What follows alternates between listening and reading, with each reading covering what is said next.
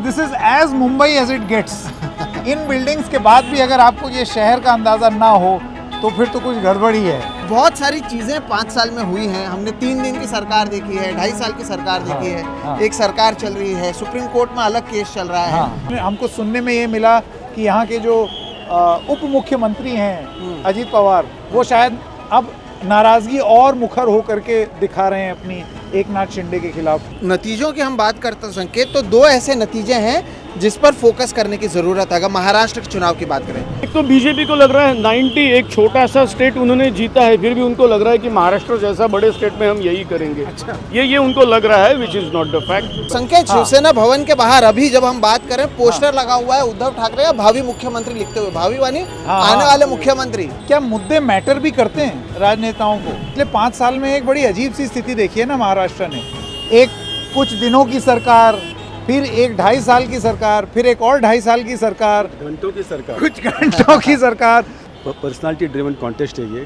शरद पवार एक साइड पे, फिर बाद में देवेंद्र फडणवीस और अजीत पवार और एकनाथ शिंदे का ये पर्सनालिटी ड्रिवन कॉन्टेस्ट है। शरद पवार की जो पार्टी है उनकी उम्र देखते हुए I cannot rule out the possibility of merger of NCP with Congress. ये समझना होगा कि महाराष्ट्र में जनता को साफ तौर पर कम से कम लोकसभा के बाद ये तो दिख रहा है कौन टीम ए है, कौन टीम बी है। तो ये साफ हो गया है। 2019 में एक बार नहीं दिखा था। 2024 का अगर आप नतीजों को देखें और आप देखें कि प्रकाश अंबेडकर, जो कि बाबा साहब अंबेडकर के पोते हैं, उनका जिस तरह से वोट मार्जिन कम हुआ है, कंपेयर करेंगे आप पहले से, तो उनकी बार्गेनिंग पावर भी कम हो गई।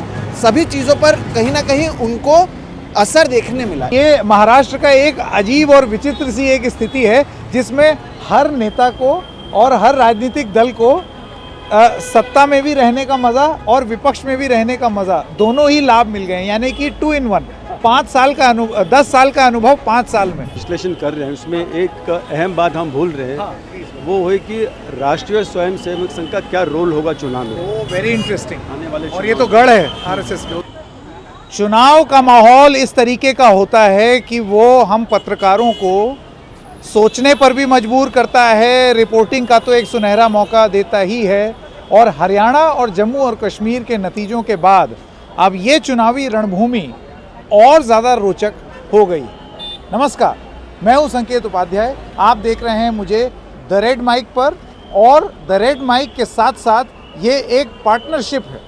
महाराष्ट्र में आप जानते हैं कि गठबंधन की सरकार है, तो हमारा जो ब्रॉडकास्ट है वो गठबंधन में क्यों ना हो, तो एक महायुति हमने भी बनाई, एक अघाड़ी हमने भी बनाई।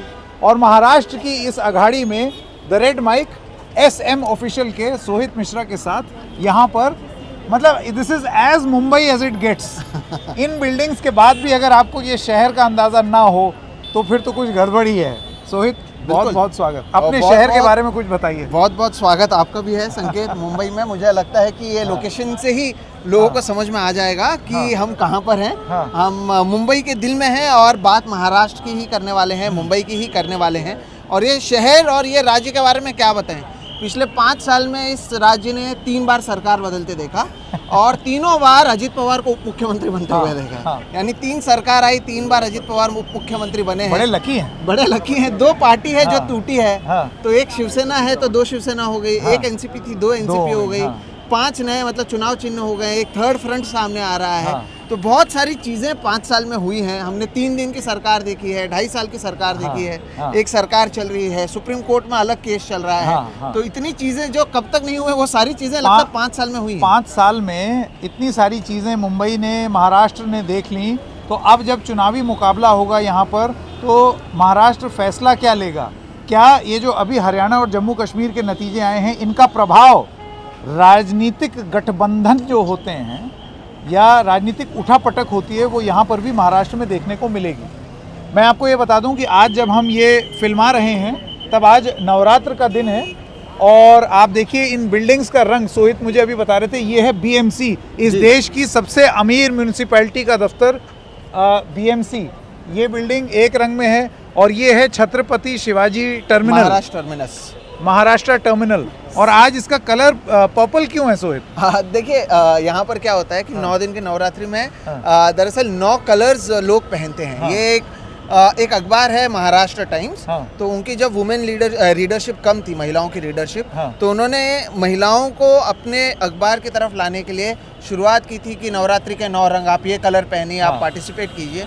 धीरे धीरे ये इतना फेमस हो गया हाँ। कि अब आप देखें कि नवरात्रि में हर साल लोग हाँ। एक दिन ये पहनेंगे, दूसरा आप देखें आज बहुत लोग आपको पर्पल पहनते हुए, यहाँ पर 2 लोग तो ऐसे हाँ। दिख गए हैं, 3 महिलाएं नहीं, मैंने नजर आएंगी और स्कूटर लोग पे को भी देखा देखेंगे। लोग पर्पल पहन हाँ, करके। तो आप अच्छा, देखिए इसी तरह से सीएसटी को भी पर्पल कर दिया गजब गया है। है। हाँ। तो एक मार्केटिंग गिमिक जो था वो अब एक कल्चर का हिस्सा बन संस्कृति चुका का है। हिस्सा बन गया है कि CSMT वो उसका रंग भी, लेकिन ये बहुत ही बेहद खूबसूरत लगता है। जी। सोहित ने ये बोला कि ये शूट हम करेंगे और करेंगे सिर्फ रात में, क्योंकि इस जगह का आनंद ही रात में आएगा। तो आइए अपनी ये चर्चा शुरू करते हैं और महाराष्ट्र को समझा किस तरीके से जाए, महाराष्ट्र की राजनीति किस तरीके से समझी जाए।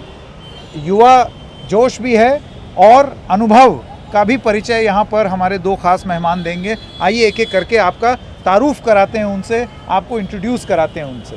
बहुत बहुत स्वागत हमारे दोनों मेहमानों का। जयंत मेनकर जी, आप जानते हैं कई बार द रेड माइक के मंच पर SM ऑफिशियल पर आप मेहमान बन के आते हैं, महाराष्ट्र की पॉलिटिक्स को बहुत अच्छे से समझते हैं, बहुत स्पष्ट वाचक हैं, अपनी बात बहुत स्पष्ट रूप से रख देते हैं, किसी को पसंद आए या ना आए। क्यों जयंत जी?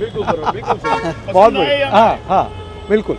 बाला सर भी हमारे साथ हैं। आप फ्री प्रेस जर्नल में काम करते हैं, you are the associate editor, assistant editor, executive editor. मैं माफ़ी चाहूँगा, लेकिन क्या है कि एक पत्रकार, उसकी डेजिग्नेशन कुछ भी हो जाए, लेकिन वो रहता एसेंशियली एक पत्रकार, तो उससे बड़ी कोई डेजिग्नेशन नहीं है। तो माफ़ी मेरी तरफ से। Executive editor of free press journal, बहुत पुराना अखबार है मुंबई का और अब डिजिटल माध्यम से भी धूम मचा रहा है। आपका बहुत स्वागत बाला सर। सबसे पहले सोहित, आप शुरुआत कीजिए और समझाने का प्रयास कीजिए कि महाराष्ट्र में नतीजों के बाद, हरियाणा और जम्मू कश्मीर के नतीजों के बाद राजनीति में उठापटक क्या हुई है। हमको सुनने में ये मिला कि यहाँ के जो उप मुख्यमंत्री हैं अजीत पवार, वो शायद अब नाराज़गी और मुखर होकर के दिखा रहे हैं अपनी एकनाथ शिंदे के खिलाफ। एक थोड़ा सा अगर आप एक ओवरऑल पिक्चर दें कि हो क्या रहा है महाराष्ट्र। देखिए, अगर नतीजों की हम बात करते हैं संकेत, तो 2 ऐसे नतीजे हैं जिस पर फोकस करने की ज़रूरत है। अगर महाराष्ट्र के चुनाव की बात करें, लोकसभा का जो चुनाव का नतीजा आया उस पर भी, और फिर अब जो हरियाणा और जम्मू कश्मीर का नतीजा आया उस पर भी। लोकसभा से इसलिए मैं शुरू करना चाहता हूं क्योंकि 2019 में महाराष्ट्र में कांग्रेस केवल 1 सीट जीत पाई थी। 2024 के लोकसभा में सबसे बड़े पार्टी के रूप में उभरी है और 13 सीट जीत पाई है। उसके बाद हुआ क्या, आप देखिए कि 2019 में बीजेपी और शिवसेना साथ में थी, तब इनके बीच में और टूटा फूटी नहीं हुई थी तब तक। और आप देखें कि 48 में से 48 लोकसभा सीटें हैं महाराष्ट्र में। देश में अगर बात करें तो उत्तर प्रदेश के बाद दूसरी सबसे ज़्यादा, 48 में से 42 सीटें ये लोग जीत पाए थे। 2024 में जब लोकसभा चुनाव हुआ तब 3 पार्टियां साथ में थी, भारतीय जनता पार्टी, एकनाथ शिंदे की शिवसेना और अजीत पवार की एनसीपी। इसके बावजूद ये लोग केवल 17 सीटें जीत पाए। तो अगर नरेंद्र मोदी की सरकार अपने दम पर नहीं बन पाई थी, दिल्ली में उन्हें ज़रूरत पड़ी, तो उसमें महाराष्ट्र ने एक अहम भूमिका निभाई। और लोकसभा चुनाव के बाद कांग्रेस का वो एक मीम है ना, वक्त बदल गया, हालात बदल गए, जज्बात बदल गए, हाँ। उसे वैसे ही कुछ हुआ। क्योंकि लोकसभा में ये माना जा रहा था तब तक कि उद्धव ठाकरे महाविकास आघाड़ी का मुख्य नेता है और उनके नेतृत्व में ही महाविकास आघाड़ी हर जगह पर प्रचार कर रही थी। जब ये नतीजे आए, उसका कांग्रेस ने कहा भाई हम सबसे बड़े पार्टी हैं, लोग विधानसभा में हम सबसे ज़्यादा सीटें लड़ेंगे, यहाँ पर हम तय करेंगे, हम बड़े भाई हैं। क्योंकि ये शिवसेना के लिए बहुत महत्वपूर्ण होता है कौन बड़ा भाई कौन छोटा भाई। हाँ। इसी को लेकर भारतीय जनता पार्टी से उद्धव ठाकरे की झगड़ा भी हुई थी। करेक्ट। तो इनका था कि हम बड़े भाई बनेंगे और इसे लेकर लगातार बयान दिया जा रहा था। अब इसके बीच में आता है हरियाणा और जम्मू कश्मीर का चुनाव। हाँ। और आप देखिए जम्मू कश्मीर में जहाँ पर ये अलायंस में लड़ते हैं, वहाँ पर ये सरकार में आते हैं एनसी की मदद से, और जहाँ पर डायरेक्ट कॉन्टेस्ट होता है भारतीय जनता पार्टी के साथ, वहाँ पर ये हार जाते हैं। तो इसको ना केवल उद्धव ठाकरे देख रहे हैं बल्कि शरद पवार भी देख रहे हैं। ये रही महाविकास आघाड़ी की बात। दूसरी तरफ अगर आप बात करें महायुति की, तो अजीत पवार तो खैर वो 1 सीट जीत पाए थे लोकसभा में, अभी भी वो नाराज हैं, लेकिन मुझे नहीं लगता कि फिलहाल वो कहीं जाने वाले हैं। सुर्खियां रोज बन रही हैं। हाँ। ऐसे पहले भी बनते थे, वो देखना होगा। लेकिन एकनाथ शिंदे के नेतृत्व में ये सरकार चल रही है। और नरेंद्र मोदी भी जब अभी हाल ही में आए थे तब वो ठाणे आए थे, जो एकनाथ शिंदे का गढ़ माना जाता है। लेकिन यही जो नतीजे आए हरियाणा के, उसके बाद भारतीय जनता पार्टी में भी एक अलग कॉन्फिडेंस आया हुआ है। वो भी चाहते हैं कि अब एक बार फिर से उनके नेतृत्व में सरकार बने, क्योंकि कुछ समय तक देवेंद्र फडणवीस जिन्हें आर्किटेक्ट माना जा रहा था वो पूरी तरीके से साइडलाइन हो गए थे। तो दोनों तरफ कहीं ना कहीं चीजें बदली हैं और इसमें आप अगर देखें आयरॉनिकली एक तरफ बीजेपी वाले खुश हैं, दूसरी तरफ उद्धव ठाकरे खुश हैं। तो ये शिवसेना बीजेपी दोनों तरफ खुश भी नजर आ रही है। बहुत इंटरेस्टिंग बात है। जयंत सर, मैं अब आपके पास आना चाहता हूँ। आपको लगता है हरियाणा के चुनाव के नतीजों ने यहाँ पर महाराष्ट्र में एक बीजेपी का कद बढ़ा दिया, या कम से कम वो ये सोचेंगे जब टिकट डिस्ट्रीब्यूट होगा, जब बातचीत होगी, एक जो जिसे कहते हैं ना टेबल पर पैर रख के बात करना, हाँ भाई बताओ, ये और वहां दूसरी तरफ कांग्रेस पार्टी बौना महसूस करे, क्योंकि सामना में अब आर्टिकल भी आ गया, ये साफ साफ लिख दिया उद्धव ठाकरे की पार्टी ने। आपका कहना बिल्कुल सही है कि एक तो बीजेपी को लग रहा है 90 एक छोटा सा स्टेट उन्होंने जीता है, फिर भी उनको लग रहा है कि महाराष्ट्र जैसा बड़े स्टेट में हम यही करेंगे। अच्छा। ये उनको लग रहा है, which is not the fact. लेकिन साइमल्टेनियसली जो शिवसेना को लग रहा है, क्योंकि थोड़ा सा जो इन्होंने सोहित ने जो बताया 2019 का, तो 2019 में जो हमको 3 सरकारें देखने को मिली वो केवल एक मुद्दे के ऊपर, वो यानी महाराष्ट्र का मुख्यमंत्री कौन बनेगा। That is the point. मुझे ऐसा लग रहा है कि 2024 में यही मुख्यमंत्री, ये जो आज चल रहा है, ये जो उद्धव ठाकरे भी अभी या सामना जो भी बोल रहा है, या इवन बीजेपी और कांग्रेस को जो लग रहा है, ये तीनों पार्टियों में जो चहल पहल हो रही है वो केवल हमारा मुख्यमंत्री होना चाहिए इसके लिए हो रहा है। इवन बीजेपी वाले आपको ऑन रिकॉर्ड एडमिट नहीं करेंगे, लेकिन मैं बोल रहा हूँ, रोक ठोक बोल रहा हूँ, जो आपने बोला कि एकनाथ शिंदे के नेतृत्व में अगली सरकार उनकी नहीं होगी, वो तो चाहेंगे बीजेपी के ही मुख्यमंत्री बनेंगे और वो देवेंद्र फडणवीस होंगे, या नहीं ये तो नरेंद्र मोदी के ऊपर थे, लेकिन करीब करीब वही चाहते। साइमल्टेनियसली कांग्रेस की हाईकमांड डिसाइड करेगी कि कांग्रेस का मुख्यमंत्री कौन होगा, क्या बाबा रहेंगे पृथ्वीराज चौहान या बाला साहब थोरात रहेंगे, लेकिन वो तो हाईकमांड डिसाइड करेंगे। लेकिन सबसे बड़ी बात यह है, जिनकी हाईकमांड यही है, जो खुद हाईकमांड है, वो उद्धव ठाकरे चाहते हैं कि फिर से 2019 जैसे वही मुख्यमंत्री चेहरा वो रहे। ये बड़ी इंटरेस्टिंग बात बताई। और अभी शिवसेना भवन के बाहर सारी लड़ाई चीफ मिनिस्टीरियल फेस की, और संकेत शिवसेना भवन के बाहर अभी जब हम बात करें, पोस्टर लगा हुआ है उद्धव ठाकरे का भावी मुख्यमंत्री लिखते हुए, भावी यानी आने वाले मुख्यमंत्री। तो माजी यानी रह भी चुके हैं, वो भावी भी हैं। तो ये हो रहा है हर तरफ है, आप ये समझ लीजिए। बहुत इंटरेस्टिंग। लेकिन बाला सर, मैं आपसे ये जानना चाहता हूँ कि क्या मुद्दे मैटर भी करते हैं राजनेताओं को? मतलब क्या बोल करके आप जनता के सामने जाएंगे? क्योंकि पिछले 5 साल में एक बड़ी अजीब सी स्थिति देखी है ना महाराष्ट्र ने। एक कुछ दिनों की सरकार, फिर एक 2.5 साल की सरकार, फिर एक और 2.5 साल की सरकार, घंटों की सरकार, कुछ घंटों की सरकार, सुबह 5 बजे ओथ लेकर के बनी सरकार। वो तो सब कुछ ही देख लिया ना 5 साल में, सब कुछ देख लिया महाराष्ट्र ने। इन सब के बीच में नेताओं की ईगो तो थी, जनता का मुद्दा क्या बना और उस पर वोटिंग होगी भी या नहीं, या पर्सनालिटी ड्रिवन कॉन्टेस्ट है? ये तो टोटली जो है पर्सनालिटी ड्रिवन कॉन्टेस्ट है। ये शरद पवार एक साइड पे, फिर बाद में देवेंद्र फडणवीस और अजित पवार और एकनाथ शिंदे का, ये पर्सनालिटी ड्रिवन कॉन्टेस्ट है। और जो इश्यूज़ जो है, इश्यूज़ इतने सारे इश्यूज़ हैं जो अगर MBA अगाड़ी चाहते तो ले सकते हैं, लेकिन वो लोग ले नहीं पा रहे। एक उदाहरण के तौर पर मैं आपको बताता हूँ, जो लाडली बहन स्कीम जो है, जो मुख्यमंत्री ने लॉन्च किया है, उसका इतना ज़बरदस्त सक्सेस हुआ। हमने रोहित पवार को हमने पूछा कि अगर आप सत्ते में आएंगे तो आप लाडली बहना स्कीम को आप चालू करेंगे? बोलते हमको चालू कर रखना ही पड़ेगा, हमको वी आर नो चॉइस। अगर हम ये कहते हैं कि लाडली बहना स्कीम को स्क्रैप करेंगे पावर में आने के बाद, तो हमको एक वोट भी नहीं मिलेगा। ये Rohit Pawar on the record ये कह रहा है ये। तो ये बहुत ही इंटरेस्टिंग बात है। तो मुद्दा जो है, लेकिन मेन जो दर्शक महाराष्ट्र से नहीं है उनको ज़रा आप समझाने की कोशिश करें, और फिर सोहित से भी जानेंगे ये लाडली बहन योजना क्या है? ये लाड़की बहन योजना जो है, जिसमें डायरेक्ट जो औरतें हैं उनके खाते में 2000 रुपया देते हैं। अभी उसको और बढ़ाने की बात करते हैं, 2 टप्पे में वो लोग देंगे इंस्टॉलमेंट से। आप कौन से भी नेशनलाइज बैंक के बाहर सुबह जाके देखिए, इतने गर्दी है। अभी ऑलरेडी लाखों महिलाओं के अकाउंट में पैसा जमा हो चुका है। अभी और भी इलेक्शन डिक्लेयर के पहले, कोड ऑफ कंडक्ट आने के पहले और भी करोड़ों रुपया उनके अकाउंट में जमा होने वाला है। एक सरासर एक क्या बोलते भ्रष्टाचार है। ये वोट्स खरीदने का एक सोफिस्टिकेटेड तरीका है, लेकिन इतना सुपर हिट हो गया ये स्कीम और ये जा रहा है कि मुख्यमंत्री के नाम पे जा रहा है ये स्कीम, पूरा स्कीम। तो इसका फ़ायदा तो ज़बरदस्त होगा पार्टी के लिए, लेकिन अपोजिशन पार्टी के लिए कोई इशू नहीं रहा है। अभी फार्मर्स का सुसाइड है, दूसरी भी जो बात वगैरह कोई उसके बारे में बात ही नहीं करता है। मेन जो है यहाँ पे, जैसे मेरे साथी ने कहा, पॉलिटिक्स इज़ अबाउट पावर, सत्ता का ये पूरा खेल है।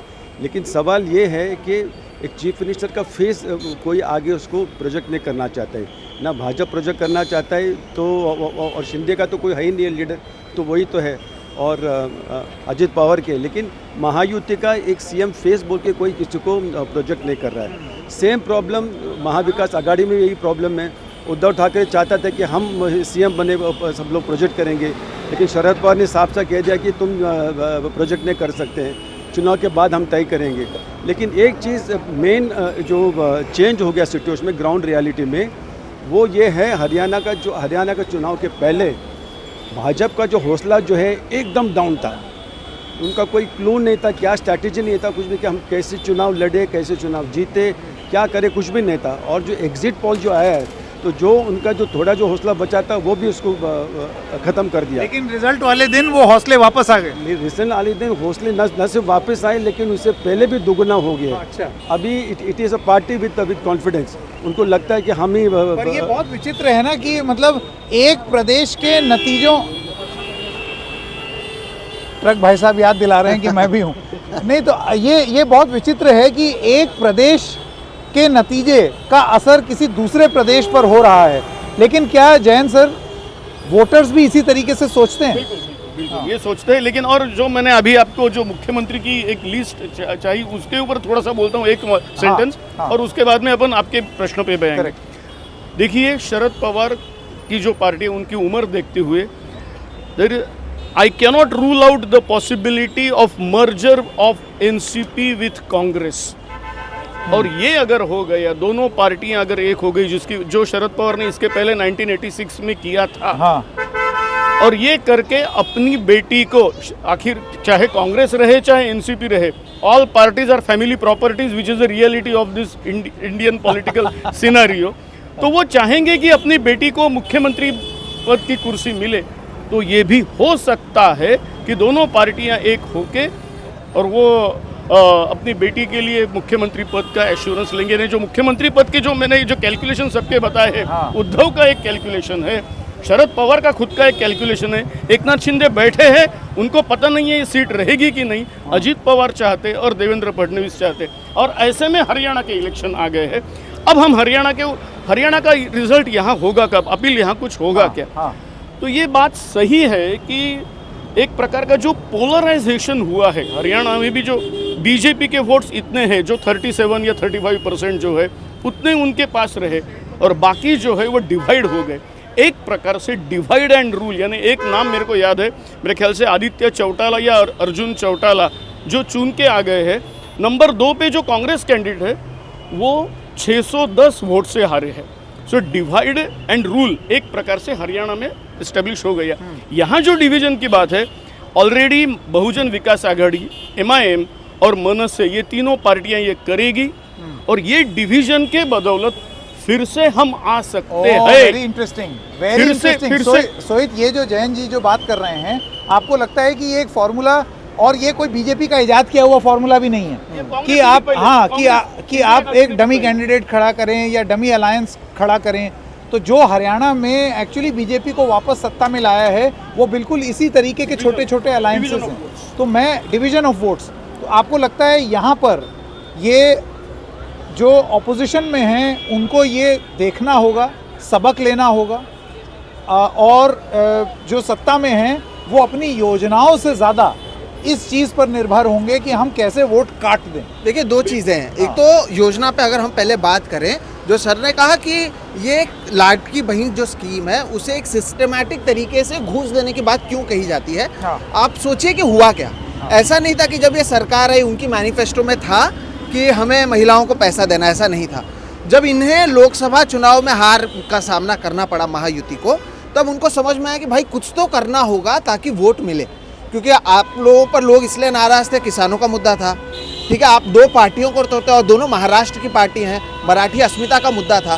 तो इसको साइडलाइन करने के लिए लाडली बहन जो ये लाड़की बहन योजना स्कीम है उसे लाया गया और 1500 रुपये हर महिला को दिए जा रहे हैं। उसका ट्रेजरी पर क्या असर पड़ रहा है वो हर किसी को पता है और ये लॉन्ग लास्टिंग नहीं है, ये भी हर किसी को पता है, लेकिन अब इसी के ऊपर चुनाव लड़ा जा रहा है। रही बात ये संकेत की जो दूसरी पार्टियों की जो बात है ना, जो वोट काटेंगे, ये इन्होंने कोशिश लोकसभा में भी की थी, क्योंकि 2019 में वंचित बहुजन आघाड़ी जो प्रकाश अंबेडकर की है और AIMIM इन्होंने साथ में आए थे और इनकी कोशिश थी मुस्लिम और दलित वोट्स को काटने की। और इसके वजह दोनों से की खासी आबादी है। हाँ, और उसके वजह से महाराष्ट्र में कांग्रेस को 7 सीटों पर लोकसभा में नुकसान हुआ था। सोचिए, केवल 1 सीट जीत कर आई थी, 7 सीटों पर नुकसान हुआ था। लेकिन जब आप 2024 में आते हैं, यही वंचित बहुजन आघाड़ी भी चुनाव लड़ रहे थे, प्रकाश अंबेडकर खुद लड़े थे चुनाव, अकोला से नहीं जीत पाए। AIMIM ने भी चुनाव लड़ा, उनके एक जो यहाँ पर सांसद थे इम्तियाज़ जलील, वो भी चुनाव हार गए। इसी तरह से राज ठाकरे ने लोकसभा के समय महायुति को, बीजेपी को कहा कि हम नरेंद्र मोदी का नाम पर इनका समर्थन करते हैं, उसे बिन शर्त समर्थन, पाठिंबा जो मराठी में कहते हैं, वो देने की बात की थी, लेकिन उसका असर नहीं देखने मिला। इसलिए अब विधानसभा चुनावों से पहले इसी राज ठाकरे की ओर से यह ऐलान किया गया है कि वो सारे 288 सीटों पर लड़ेंगे। लेकिन ये समझना होगा कि महाराष्ट्र में जनता को साफ तौर पर कम से कम लोकसभा के बाद ये तो दिख रहा है कौन टीम A है, कौन टीम B है। तो ये साफ हो गया है। 2019 में एक बार नहीं दिखा था। 2024 का अगर आप नतीजों को देखें और आप देखें कि प्रकाश अंबेडकर जो कि बाबा साहब अंबेडकर के पोते हैं, उनका जिस तरह से वोट मार्जिन कम हुआ है, कंपेयर करेंगे आप पहले से, तो उनकी बार्गेनिंग पावर भी कम हो गई। सभी चीज़ों पर कहीं ना कहीं उनको असर देखने मिला। इसलिए भारतीय जनता पार्टी, आपको एक और चीज़ बताओ, 2019 में ऐसे कई सीट थे जहाँ पर बीजेपी वालों ने शिवसेना वालों की सीट तो काटी ही, अपने खुद के लोगों की भी सीट काटी। जैसे मुंबई का, मैं महाराष्ट्र का ही एग्जांपल देता हूँ, देवेंद्र फडणवीस के 2-3 कॉम्पिटिटर थे। एक है विनोद तावड़े, उनको तो इन्होंने टिकट ही नहीं दिया, फिर वो अभी दिल्ली में जाकर दिल्ली में चले गए, आजकल वहाँ पर बड़े बन चुके हैं, बहुत बड़े बन चुके हैं। हाँ। दूसरे ऐसी हैं पंकजा मुंडे, वो गोपीनाथ मुंडे के परिवार से आती हैं, उनकी बेटी हैं, वो चुनाव हार जाती हैं। उनके जो कजिन जो उस समय एनसीपी में थे, वो चुनाव जीतते हैं। उनके पीछे भी एक अदृश्य शक्ति जो है भारतीय जनता पार्टी की, वो रिस्पॉन्सिबल बताई जाती है। सुधीर मुनगंटीवार ऐसी एक बड़ा नाम थे, तो तभी एक अवनी का मामला सामने आता है कि एक जो टाइगर है उसको मारा जाता है, सुधीर मुनगंटीवार को साइडलाइन किया जाता है। एकनाथ खड़से जो एक समय पर शायद माना जा रहा था कि महाराष्ट्र में अगर सरकार आती है तो शायद वो पहले मुख्यमंत्री बनेंगे, उनको साइडलाइन किया जाता है। तो इन्होंने आपस के भी सीट काटे थे, दूसरे लोगों को भी काटे थे। तो ये इसलिए कह रहा हूँ कि इनको कोई टीम B या टीम C की जरूरत नहीं पड़ती।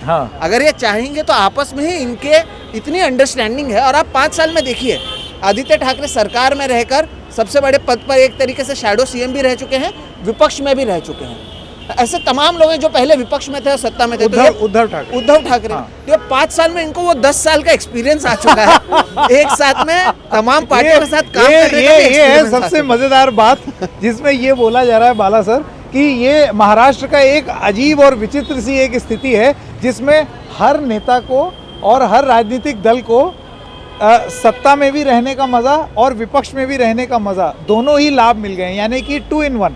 5 साल का 10 साल का अनुभव 5 साल में, गजब है। लेकिन इससे जुड़ी हुई जो अभी सोहित ने एक बात बोली, देखिए ऐसा है, ये बोलना कि ये इनकी B टीम है और ये काट देंगे वोट, वो काट देंगे, जो हरियाणा में हुआ। भाई ऐसा है, संवैधानिक रूप से अगर कोई खड़ा होना चाह रहा है, फ़र्ज़ कीजिए उसका मकसद ही वोट काटना है, लेकिन ये तो उसका अधिकार है ना, वो तो खड़ा होकर के जो मर्जी चाहे वो करे। एक प्रतिद्वंदी दल, राजनीतिक दल, सुपारी लेना अधिकार है। हाँ, सुपारी लेना अधिकार है। राजनीतिक सुपारी लेना अधिकार हो सकता है, वैसे सुपारी जिस संदर्भ में आप कह रहे हैं वो तो अधिकार नहीं हो सकता। लेकिन मैं ये कह रहा हूँ कि फिर ये फॉर्मूला तो अघाड़ी के पास भी है। भाई आप भी ये कर सकते हैं कि आप लोगों को खड़ा कर सकते हैं, आप भी डमी कैंडिडेट खड़ा कर सकते हैं। लेकिन ये कौन कह रहा है कि संकेत महाविकास आघाड़ी ने नहीं किया? मराठा आंदोलन जो हुआ था उसका बहुत ज्यादा प्रभाव पड़ा है भारतीय जनता पार्टी के साथ महायुति पर। ये जो 17 सीटें पे आए हैं, तो ये ना माने कि केवल भारतीय जनता पार्टी या महायुति की ओर से ही टीम B कैंडिडेट। अगर हम ये माने बाला सर, अगर हम ये माने कि ये खेल टीम B का होगा, कि वो जो क्रूशल सीट्स होंगी उसमें कौन डिसाइड करेगा, जो जहाँ पर 1000 1200 1500 का winning margin, wafer thin margin, तो इसमें टीम B वाला गेम खेलने के लिए भी आपको रणनीति सही बिठानी पड़ेगी। वो ताकत आज की रेट में किस में है? संकेत जी, हम जो विश्लेषण कर रहे हैं उसमें एक अहम बात हम भूल रहे हैं, वो है कि राष्ट्रीय स्वयंसेवक संघ का क्या रोल होगा चुनाव में, वो वेरी इंटरेस्टिंग। आने वाले और ये तो गढ़ है आरएसएस का। क्योंकि लोकसभा के टाइम में आप और हम सब लोग जानते हैं कि आरएसएस ने जितना काम करना चाहिए तो उतना नहीं किया। खास तौर पर जेपी नड्डा ने जो स्टेटमेंट दिया कि हम आरएसएस के ऊपर निर्भर नहीं है, इतने संघ परिवार टोटली नाराज़ हो गए भारतीय जनता पार्टी की लीडरशिप के ऊपर, तो वो लोग काम करना वो लोग ने छोड़ दिया। जबकि पूरा उसका रणनीति तैयार किया था, घर घर जाएंगे, वो वोट मांगेंगे, सबको बोलेंगे घर आके वोट करो, वो सब लोग अब अपने घर में बैठे, कोई बाहर नहीं आया। लेकिन हरियाणा के चुनाव में जो एमएल खट्टर साहब जो है, जो वो खुद एक कट्टर संघी है जिसको मुख्यमंत्री बनाया गया, उनके लीडरशिप में संघ परिवार ने हरियाणा में ज़बरदस्त काम किया। घर घर जाके, खास तौर पर रूरल हरियाणा जो है जहाँ पे उनको मैक्सिमम वोट मिला है, हर घर में जाके जितने भी जातियाँ, अलग अलग जाति, नॉन जेट जो कास्ट है, सबको मोबिलाइज करके। आई थिंक ये जो पॉइंट आपने रेस किया है बाला सर, ये बहुत इंपॉर्टेंट है कि अपनी गलतियों से सुधार करके और संघ परिवार, बीजेपी और संघ परिवार का साथ आना, वो महाराष्ट्र में क्या असर दिखाएगा, क्योंकि हरियाणा में असर दिखा।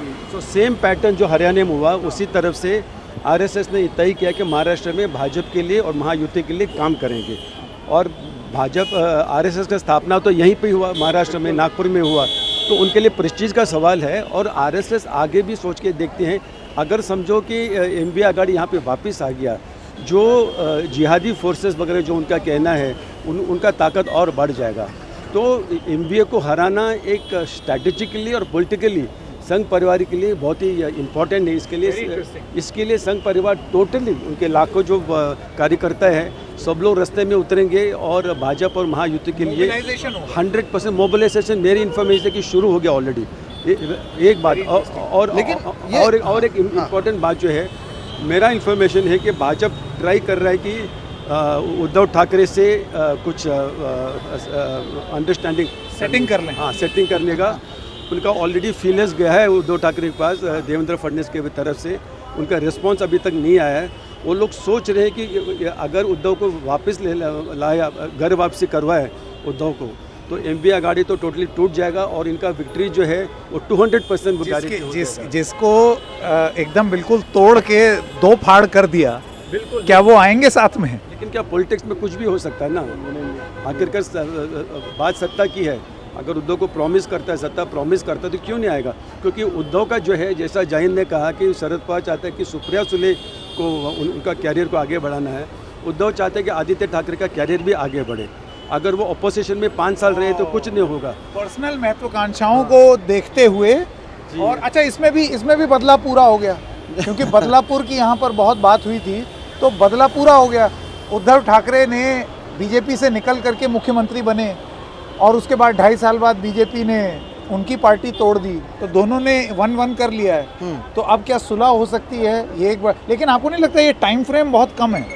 टाइम फ्रेम कम है, लेकिन पॉलिटिक्स में एनीथिंग कैन हैपन। आप जानते हैं, जैसे देवेंद्र फडणवीस और अजय दादा 8 घंटे का सरकार बना, सुबह सुबह गवर्नर अपने दास भी घसे लेते, उनको बुला के जबरदस्ती शपथ विधि करवाया। ये तो स्कैंडल ही हो जाएगा जो आप बोल रहे हैं, सबसे बड़ी स्टोरी हो जाएगी। सर, आपको लगता है, यही वाला सवाल मैं आपसे भी पूछना चाहा, क्योंकि हम चर्चा कर रहे थे, फिर आप बताएं, फिर मैं बताता हूँ। मैंने ये बात आपको, मतलब इस बारे में बात करते हैं और फिर आरएसएस पर वापस आएंगे। बाला सर ने बहुत इंपॉर्टेंट पॉइंट, दोनों मैं बोल देता हूँ। पहली बात तो इन one sentence, Sanket, Uddhav Thackeray may be the Nitish Kumar of Maharashtra. अरे बाप रे, ये in one sentence if I want to sum up. क्योंकि 2019 में भी जो भी कुछ परिवर्तन देखे गए, वो सिर्फ एक सेंटेंस के लिए उद्धव बोल रहा था मेरे को सीएम बनाओ, दैट्स ऑल। यानी कि बीजेपी ने अगर बोल दिया जाओ बन जाओ, हाँ, तो 19 में भी प्रॉब्लम नहीं था। This is the reality. Uddhav चाहते थे कि मेरे को 2.5 साल का सीएम पद दो, चलेगा, मैं जा नहीं रहा हूँ। पर बहुत ज्यादा गाड़ी आगे नहीं निकल गई है। हाँ, तो वही तो मैं बोल रहा हूँ, गाड़ी।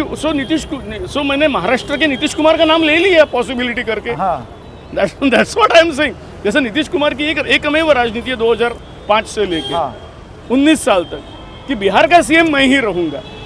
अब वो तो बिहार एक बीमारू स्टेट है, यहाँ तो महाराष्ट्र यानी जिसके कॉर्पोरेशन का बजट अगर 40,000 करोड़ है तो स्टेट का देख सकते हैं कितना एक है। सेकंड, अगर जयंत जी इस लिहाज से तो एकनाथ शिंदे को तोड़ने की जरूरत ही नहीं थी। जरूरत ही अगर नहीं थी। एकनाथ शिंदे मुख्यमंत्री बन सकते हैं बिल्कुल तो उद्धव ठाकरे भी बन सकते हैं। वही तो यानी बीजेपी को मिला क्या? पहले 2.5 साल तो तुमने उद्धव को दिए, दूसरे 2.5 साल तुमने एकनाथ शिंदे को यानी शिवसैनिक को ही दिए। तुमको मिला है क्या? ये सवाल मेरे को बीजेपी को पूछना है। हाँ। This is the reality. और आगे भी जो भी 24 का बार्गेनिंग होगा, ये भले ही मैंने बीजेपी को रिमोट कंट्रोल मिला है ना। अब रिमोट कंट्रोल मिला देवेंद्र, और वो रिमोट कंट्रोल से बहुत कुछ कर रहे हैं। हाँ। ये रियलिटी। लेकिन कंट्रोल काम नहीं इसमें कर रहा, बटन दबा रहे, काम नहीं हो रहा है अभी की सरकार में। अभी की सरकार में, क्योंकि महाराष्ट्र का असली चाणक्य निकला, महाराष्ट्र का असली चाणक्य निकला Eknath Shinde. Eknath Shinde he has become the real Chanakya of Maharashtra. Really? लेकिन इसमें मेरी अगर आप माने तो उद्धव ठाकरे से शुरू कर, मेरी रीडिंग अलग है। हाँ। आप देखिए 2014 में जयंत सर ने एकदम कंट्रोवर्शियल बात जी, हाँ। उसी पर मैं मेरी रीडिंग बताता हूँ कि 2014 में आप देखिए क्या हुआ था। 2012 में बाला साहेब ठाकरे की डेथ हो जाती है, ठीक। उसके बाद से एक तरीके से कोशिश थी कि यहाँ पर शिवसेना जो सबसे बड़ी पार्टी थी, बीजेपी उससे बड़ी पार्टी बने। और आप देखेंगे इसकी शुरुआत होती है 2014 विधानसभा में। हाँ। विधानसभा में ऐन चुनावों से पहले भारतीय जनता पार्टी कहती है कि हम शिवसेना के साथ गठबंधन नहीं करेंगे। पहली बार चारों पार्टियां, कांग्रेस, एनसीपी, शिवसेना और बीजेपी अलग अलग चुनाव लड़ती हैं। और मैं आपको बताता हूं कि बीजेपी के अंदर के लोगों का ये मानना था, और उन्होंने आकर ये भी मैं आपको बता सकता हूं कि उद्धव ठाकरे को कहा था कि उनका खुद का कैलकुलेशन था कि उद्धव 22 से ज़्यादा सीटें नहीं जीत सकती, क्योंकि बाला साहेब ठाकरे नहीं है, उद्धव ठाकरे नहीं जीत पाएंगे। और उद्धव ठाकरे उस समय 63 सीटें जीत पाए थे। और आप देखिए जीतने के बाद उद्धव ठाकरे बीजेपी के पास नहीं गए थे। जब नतीजा भी आया था तब एनसीपी ने बाहर से समर्थन दिया था, और कुछ समय के लिए शिवसेना विपक्ष में बैठी थी। और आपको पता है तभी विरोधी पक्ष नेता कौन था? कौन?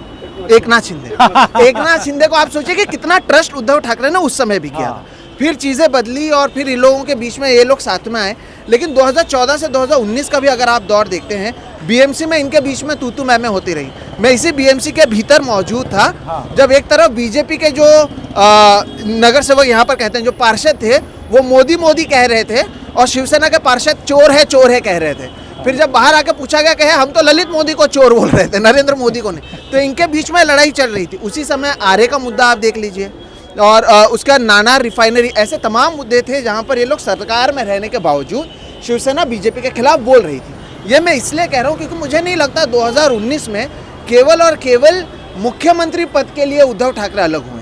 उनको ये समझ में आ रहा था। और आप देखिए ना, हरियाणा में भी भारतीय जनता पार्टी जिनके साथ चुनाव लड़ी, उनके कितने सीट है? हाँ, वो बौने, मतलब घटक दल बौने होते चले जा रहे हैं। तो ये बात शायद उद्धव ठाकरे को समझ में आई थी, और एक मुद्दा मिल गया था उनको, एक मौका मिल गया था 2019 में।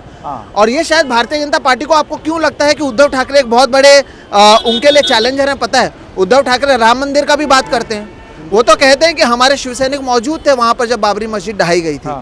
और साथ में वो, मैं आपको बताता हूँ, इससे पहले मैंने भी एक इंटरव्यू में कहा था, 2024 लोकसभा चुनाव का समय था, एक मुस्लिम बहुल इलाका था, उद्धव ठाकरे वहां पर गए थे, बातचीत कर रहे थे। उद्धव ठाकरे ने कहा मैं हिंदुत्ववादी पार्टी हूँ, मैं चाहता हूँ कि लोगों के मुंह पर राम रहे लेकिन हाथ में काम रहे। लोगों का, मैं नहीं चाहता कि लोग घर चलाएं लेकिन उनके घर में जो उनका चूल्हा है वो जले। मैं बिल्किस बानो के जो आरोपी हैं उनका भी विरोध करता हूँ। मैं हिंदुत्ववादी पार्टी हूँ, क्या आपको मेरा हिंदुत्व मंजूर है? और वहाँ पे तमाम मुसलमान लोग थे जिन्होंने हाथ उठाकर कहा था हाँ हमें मंजूर है। तो ये जो है भारतीय जनता पार्टी के लिए खतरे की बात इसलिए क्योंकि ये हिंदुत्व की भी बात करते हैं। हाँ। ये राम मंदिर की भी बात करते हैं, ऑफर कर रहे हैं, इनके घर पर शंकराचार्य भी आते हैं। हाँ। और ये भी कर रहे हैं, इसलिए इनको भी तोड़ने की कोशिश उनकी ओर से की गई थी। हाँ। और मैं ऑफ रिकॉर्ड, ये हालांकि ऑफ रिकॉर्ड बात हुई थी, लेकिन मैंने एक बार, हमने पूछा था उद्धव ठाकरे से कि आप जाएंगे नहीं क्या अगर आगे मौका मिला तो उन्होंने कहा था उस समय कि तुम्हें क्या लगता है अभी मैं नहीं जा सकता, कितना समय लगेगा मुझे नरेंद्र मोदी और भारतीय जनता पार्टी, ये उद्धव ठाकरे के शब्द थे। लेकिन मुझे उनका मराठी में कहना था, मला नाही पटत आहे जे ते करतायत महाराष्ट्रात, यानी महाराष्ट्र में जो वो कर रहे हैं वो मुझे सही नहीं लगता है। तो वो एक तरीका उनका है।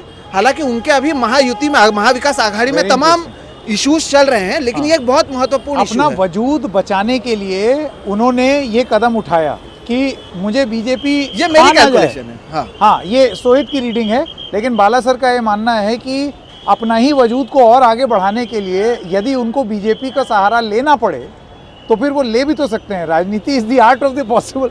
कुछ भी हो सकता है मुख्यमंत्री ये। पद। हाँ, मुख्यमंत्री पद। मुख्यमंत्री पद। सोहित का कहना है कि मुख्यमंत्री पद अकेला, हाँ उसका कहना वो सही है, लेकिन कि नाणार वगैरह सब प्रॉब्लम्स हुए थे, लेकिन जो उसको बोलते हैं ना द लास्ट रीजन और द मेन रीजन वो था मुख्यमंत्री पद। अब आइए जल्दी से आरएसएस पर चर्चा करते हैं। बाला सर, मैं आपसे शुरू करता हूं, आपने वो बात छेड़ी और एक एक करके सबसे बात करेंगे।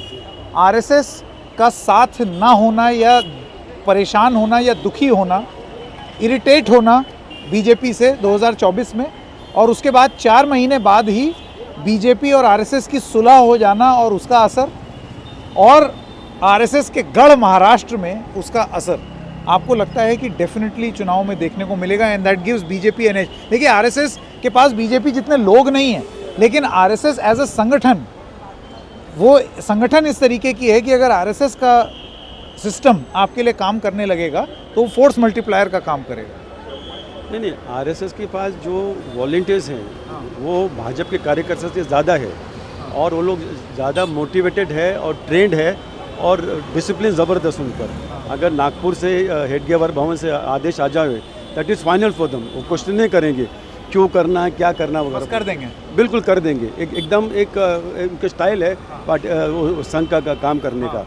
और इस बार आपको देखने को मिलेगा महाराष्ट्र में संघ का क्या कमाल करते हैं वो लोग। और आप देखिए यहाँ पे जो सोशल इंजीनियरिंग का जो है प्रोजेक्ट जो है, संघ परिवार ने महाराष्ट्र में सबसे पहले शुरू किया था।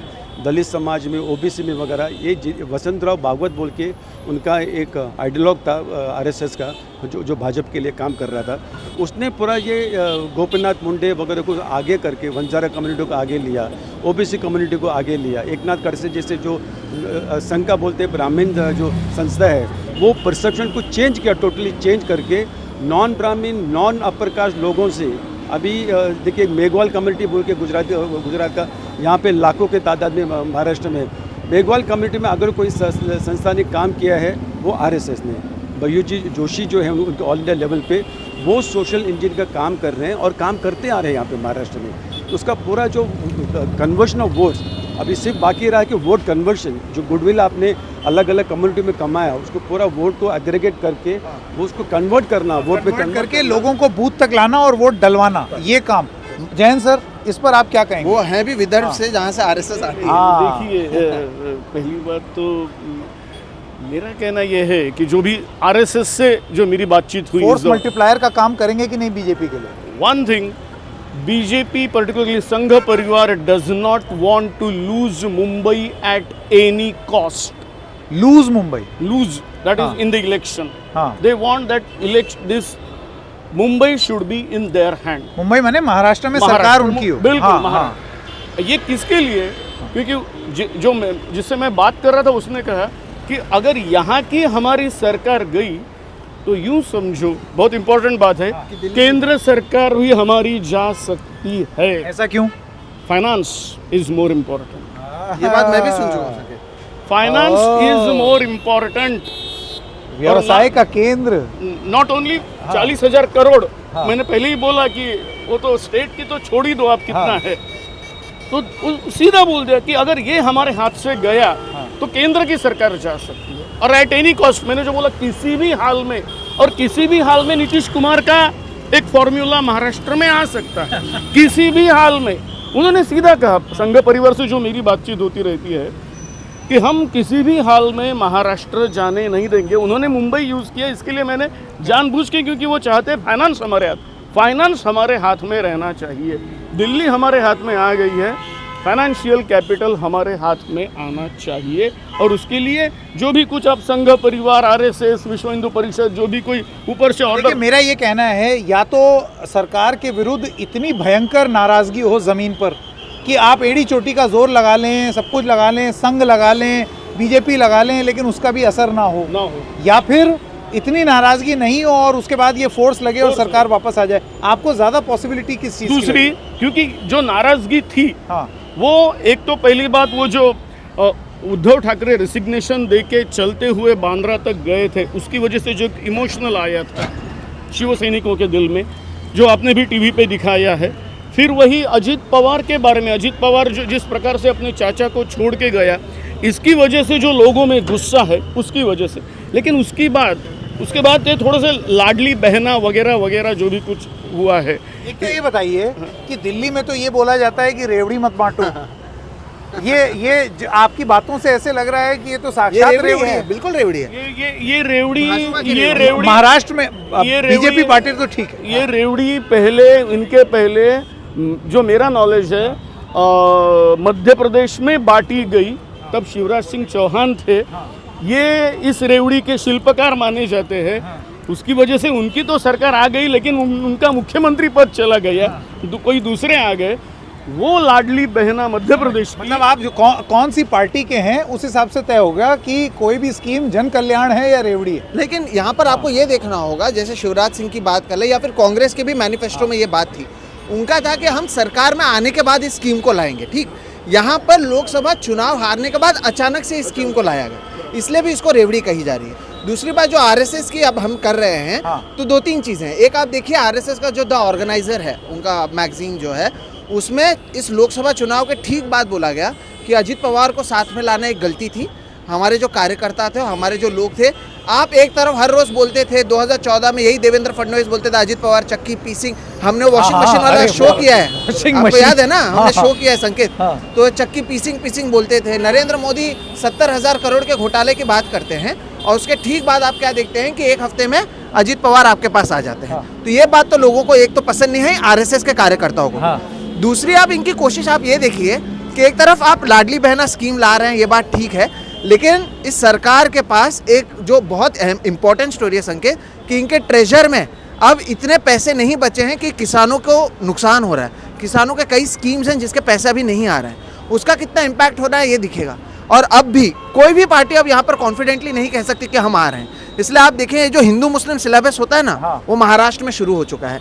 रामगिरी महाराज आते हैं, वो कुछ बात करते हैं, नीतीश राणे हर दूसरा दिन कुछ बात करते हैं। अभी तो देवेंद्र फडणवीस पिछले हफ्ते वोट जिहाद और क्या क्या बात कर रहे हैं। देवेंद्र फडणवीस जो अपने आप को एक डेवलपमेंट वाली बात करते हैं। यही सरकार जो नीतीश राणे के खिलाफ अरेस्ट करने के तैयार नहीं है, रामगिरी बाबा को अरेस्ट करने, यही सरकार ने कल कैबिनेट में ये डिसीजन लिया, मौलाना अब्दुल कलाम कॉरपोरेशन जो है, जो मुस्लिम्स के लिए बनाया गया, उसका बजट में मदरसा में जो लोग सिखाते हैं, मदरसा टीचर्स जो है, उनका पगार जो है वो कम से कम 3 या 6,000 से बढ़ाकर 16,000 तक यहाँ पे ले गए। ये कल की बात है। ये तो इनका है ये एग्रीगेशन, हर चीज़ जैसे भेलपुरी बनता है अलग अलग चीज़ मिक्स करके, ये पूरा भेलपुरी पॉलिटिक्स चल रहा है। सबका वोट लीजिए ताकि टोटल में आपको मेजॉरिटी मिल जाए। अब मेरा आखिरी सवाल, पर्सनालिटी कॉन्टेस्ट है यहाँ पर, कौन बनेगा मुख्यमंत्री वो चीज़ प्राथमिकता होती है।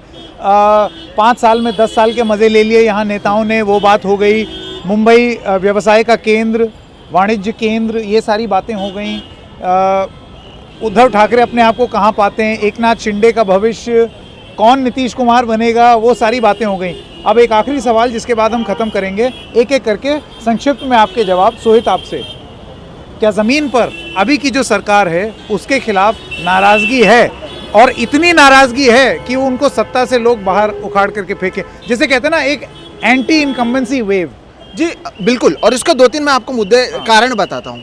नाराज़गी क्यों है? क्योंकि महाराष्ट्र के जो इंडस्ट्रीज़ हैं वो गुजरात जा रहे हैं, ये लोगों में गुस्सा है। आपको ये समझना होगा, मराठी अस्मिता एक बहुत बड़ा गुस्सा है। ग्रामीण महाराष्ट्र में किसान परेशान है, इस बात को कोई नकार नहीं सकता। सूखा का बहुत गंभीर असर पड़ा था।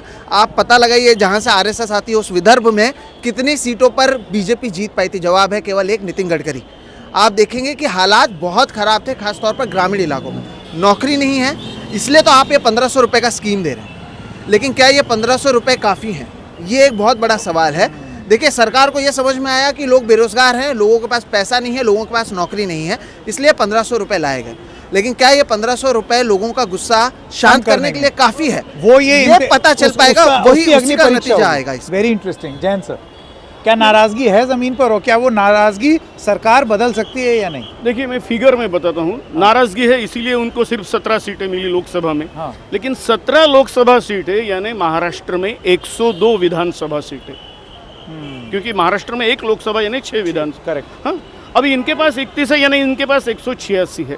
क्या 102 से 145 तक का फासला, 43 का फासला, ये सभी लाडली बहना, रेवड़ियाँ जो भी कुछ बांटी जा रही है, मदरसे में दिए जाने वाले पैसों से लेके who will be the Maharashtra Nitish Kumar तक, 100 से 150 तक का फासला क्या महायुति तय नहीं कर सकती?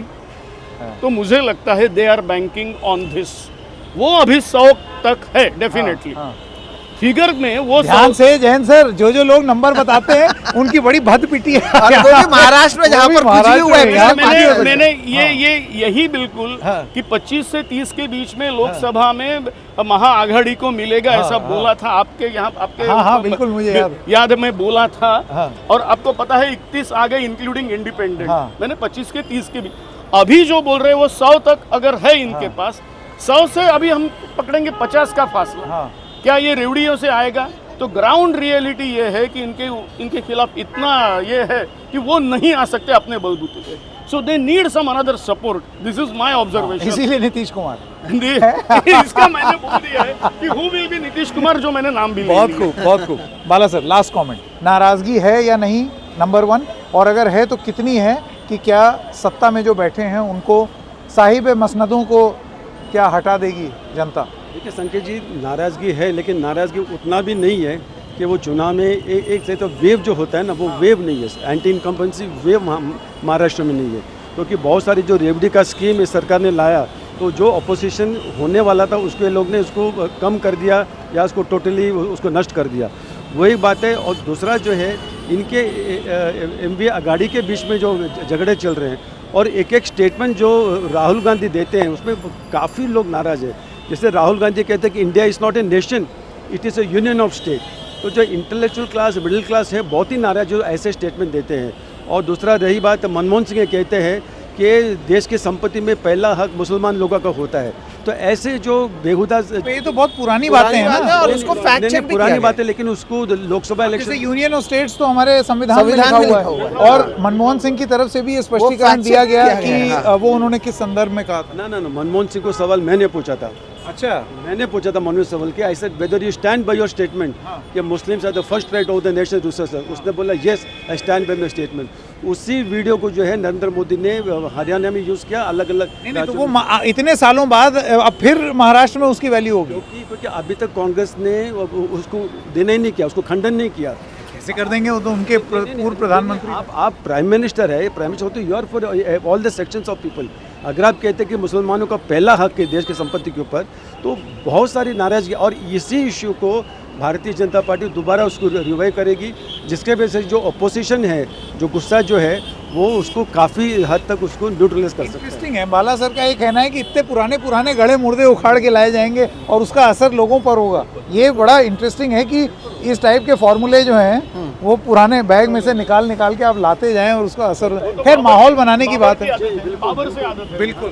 बाबर से आदत है, कुछ भी नहीं। बाबर आया तो अब क्या करेंगे वो तो, लेकिन बोला जाता है, वो तो पुराने आते ही रहते हैं। जैन सर और बाला सर, आप दोनों का बहुत बहुत धन्यवाद। Thank you so much. इतना कुछ जानने को मिला है।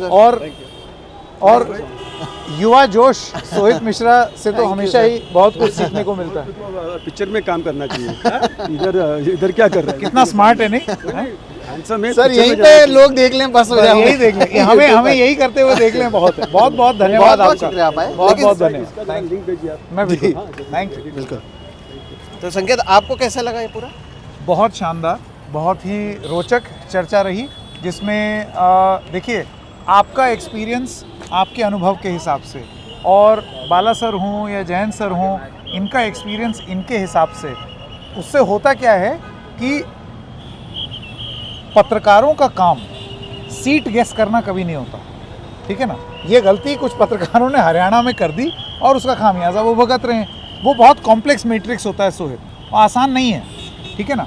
लेकिन आप मुद्दे क्या होंगे, हवा किसकी बन रही है, क्या बात हो रही है, कौन क्या चाल चलेगा, किस सीट पर क्या मुद्दा हो सकता है, इन सब चीज़ों का विश्लेषण आप अपने सोच से वो कर सकते हैं। आज जैसे जो आरएसएस वाली बात हुई, मुझे ऐसे लगा कि महाराष्ट्र में हो सकता है ये एक्स फैक्टर बन जाए, क्योंकि आरएसएस के अगर आप वर्कर्स देखें, वो बीजेपी के ओवरऑल वर्कर्स से कम हैं सोहेब, लेकिन वो इतना डेडिकेटेड कार्डर है, वो बीजेपी से भी ज़्यादा डेडिकेटेड है। तो वो फोर्स मल्टीप्लायर का हमेशा, और 2024 के चुनाव में आरएसएस ने एक चीज़ तो बीजेपी को साफ साफ बता दी कि आप हमारे बिना चुनाव नहीं जीत सकते। जीतने में आपको जीत जाएंगे, कठिनाई होगी। और ये बीजेपी को समझ में आ गया और हरियाणा में वो रूल लगा दिया गया। BJP is a fast learner so जी, लेकिन यहाँ पर देखिए आपको ये भी समझना होगा कि इनके आपस में जितने झगड़े हैं और अजित पवार को जितने सीट चाहिए, ये जो सीट शेयरिंग वाला मसला है ना इनका, हम सीट गिनने की बात करते हैं, ये सीट शेयरिंग में भी उतने ही फंसे हुए हैं। हाँ। तो इस बार अगर सोचिए कि कहीं पर एक पार्टी को सीट मिलती है और उनके जो दो साथ में आए हुए हैं, क्योंकि आप लोग तो नेचुरली साथ में थे नहीं, उसका कितना इम्पैक्ट दिखने मिलेगा। और ये एक टेस्ट है, क्योंकि इस बीएमसी के बाहर जहाँ पर हम खड़े हैं, BMC भवन दिखाता है। हाँ, यहाँ पर शानदार बिल्डिंग। 2022 के बाद से चुनाव ही नहीं हुए संकेत। हाँ 2 साल से 2.5 साल से जिसके 60,000 करोड़ रुपए के जिसके महीने साल की बजट है, हाँ। वहाँ पर 2.5 साल से एक भी पार्षद नहीं है। तो ये जो मुंबई कौन कितना ताकतवर है, ये कैसे पता कर पाएंगे। लोकसभा के जब नतीजे आए थे तो इंडिया गठबंधन 4 सीट जीत पाई, महायुति जो है वो 2 सीट जीत पाई। तो अब जो है एक्चुअल कांटे की टक्कर दिखी, क्योंकि हर कोई चाहेगा ज़्यादा से ज़्यादा सीट लड़ना। तो इसलिए महाराष्ट्र का जो इलेक्शन है ये बहुत ही रोचक रहने वाला है मुझे लगता है। और इतने मुद्दे यहाँ पर हैं, इतनी एक दूसरे से लगे हुए उलझे हुए लोग, आप कई लोग वापस बीजेपी से शरद पवार के गुट में आने शुरू हो चुके हैं। हमारे वो हर्षवर्धन जी भी जो कहते थे कि ईडी का अब डर नहीं रहा, जो नींद आती थी उन्हें भारतीय जनता पार्टी में जाकर, हाँ। वो अब वापस शरद पवार के पास आ चुके वाह, हैं। क्या तो बात। इनकमिंग आउटगोइंग लगातार जारी और है। आउटगोइंग दोनों ही फ्री है लगता है महाराष्ट्र में। सोहित, जनता से एक वादा करते हैं, एसएम ऑफिशियल और द रेड माइक के जो व्यूअर्स हैं उनसे, कि ये जो आपने रिपोर्ट देखी है, महाराष्ट्र के चुनाव की घोषणा से चुनाव खत्म होने तक आपको ये एक जो अघाड़ी और महायुति देखने को मिल रही है, वो भी आपको आगे लगातार बनते हुए दिखेगी। ना हम इनकी सरकार गिराएंगे, ना ये हमारी गिराएंगे। बहुत बहुत धन्यवाद आप लोगों का। मैं हूं संकेत उपाध्याय, सोहित मिश्रा के साथ। Thank you.